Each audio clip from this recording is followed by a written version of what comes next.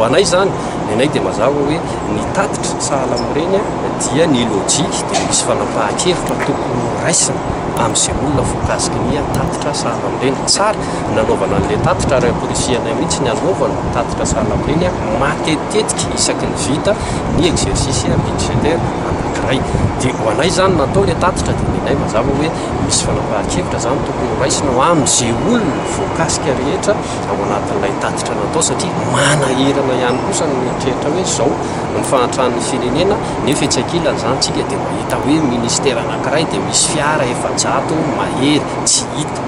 hita kokoka fotsinotsoko zao ny tsenam-barim-panjakana dia afaka anaovana izay tiana atao mba hampatanjaka ny fitoram-panjakana teo aloha zany. Dia manay zany zay dia mametraka hoe itsika atao anatin'ity fitorana fanavozan'ity dia mila mijoro zany tsika ary mila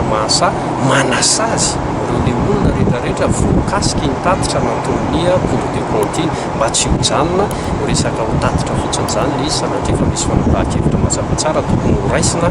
Tany-tandalana zany dia sy mifidy tavan'olo ary tena tokony irosona amin'izay mankahery ny filoha Mikaela aho mba ho sandray andraikitra satria raha ohatra ka izay firongon-Rajoelina ihany no ho enjehasika eto dia tena ohatrany hoe valifaty politika eny ataonsika fa tena naiza ka misy dossier dia tokony ho foazina aby satria azadigny fa misy olona ne sy napetraka teto amin'ity firenena ity fa nandofitra tany ivelany dia rehefa tonga ve zany olona regny dia efa madio zany hoe milefa zany dia rehefa vita ny exil politika dia madio ve zany le olona sao mba tokony ampitoviana ka anokafana fanadiadina aby satria le fanokafana fanadiadina ne sy midika hoe meloka le olo fa mifanohitra amin'izay koa zangambany mbola azo agnasarana azy vao may ampadio le olona le izy raha tena sy nanao le olo satria ny rehetrarehetra tonga avy agny dia iaho madio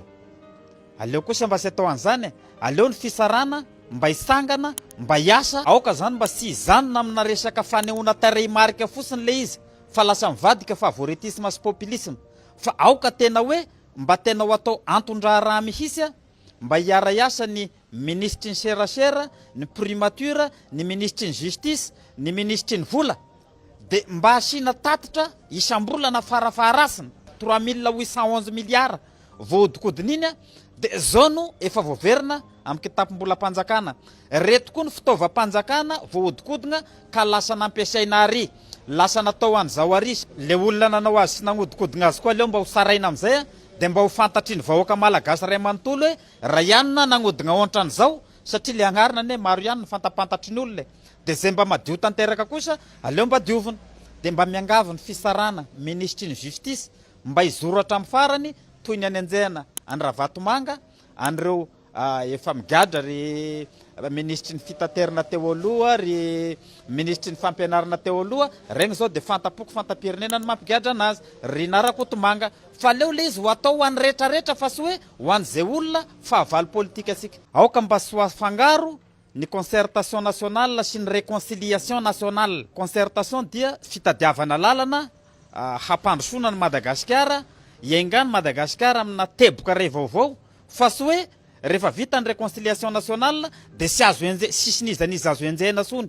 aleo kosa mba sy afangaro antran'izany fa lasa mampirisika ny olona hagnano rasindray atao anaty fanavaozana dia rehefa tapitra le fanavaozana dia ilefa le olona dia rehefa miverina avy agny izy dia lasa madio rehefa ohatra hoe mandalo mandaraina filoham-pirenena aorianany fanavaozana fotsiny dia miverina le olona lasa madio be zany. Ny réconciliation nationale koa zany sy midika hoe sy maty manota fa aleo ho fongorona miaraka Andriamatoa PRRM Andriamatoa PM ny zay nanao rasy rehetra teto amin'ity firenena ity ka nilefa tany velana anokafa fanadiadiana aby. Tsy adeferana io fa raha mamoaka an'izay conclusion ny ankety dia foanana ny concours io dia aleo hoe miverina izay. Efa manao hoe isaka zany zahay io ampisehoana amintsika malagasy hoe miady zahay amin'ny resaka kolikoly dia mba azahoana izay fifampitokisana izay tsy kelikely izay tsy manantena mihitsy ampitokisany gasy rapitso dia rapitso na andohanina ary tsy manome tsiny gasy raha tsy matoky anay satria fa lalina loatra ilay corruption teo dia ho hitanareo ao fa zahay tsy ananana havana io na namana izy io alefanay foana io ho hitany gasy hoe zahay a sarobidy ny ariary zay ahodina dia sarobidy iny a dia rehefa mandeha ao koa miankety mikasika an'ilay concours amin'ny magistrat manaraka manko nareo amin'ilay izy ary efa misy olona efatra placé sous mandat de dépôt amin'izy iny mivarotra sujet zay mbola mivarotra sujet fotsiny zay fa mbola mandeha ao koa miankety mikasika an'le ina moa le valiny